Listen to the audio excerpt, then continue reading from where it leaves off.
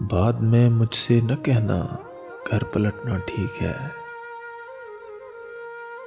बाद में मुझसे न कहना घर पलटना ठीक है।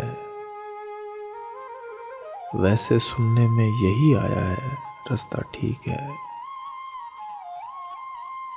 इस जहाने खाक में हर शय को है आखिर ज़वाल।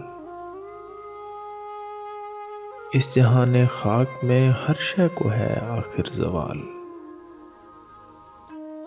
इसका मतलब सूख जाता है तो दरिया ठीक है। ज़हन तक तस्लीम कर लेता है उसकी बरतरी। ज़हन तक तस्लीम कर लेता है उसकी बरतरी। आँख तक तस्दीक कर देती है बंदा ठीक है। शाख से पत्ता गिरे बारिश रुके बादल छटे। शाख से पत्ता गिरे बारिश रुके बादल छटे। मैं ही तो सब कुछ गलत करता हूँ अच्छा ठीक है।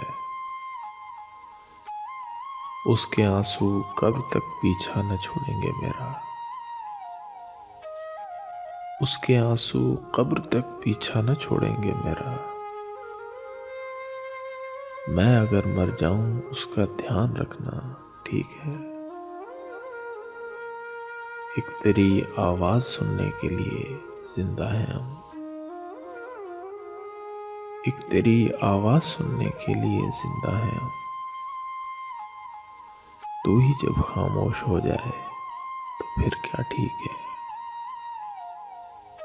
तू ही जब खामोश हो जाए तो फिर क्या ठीक है।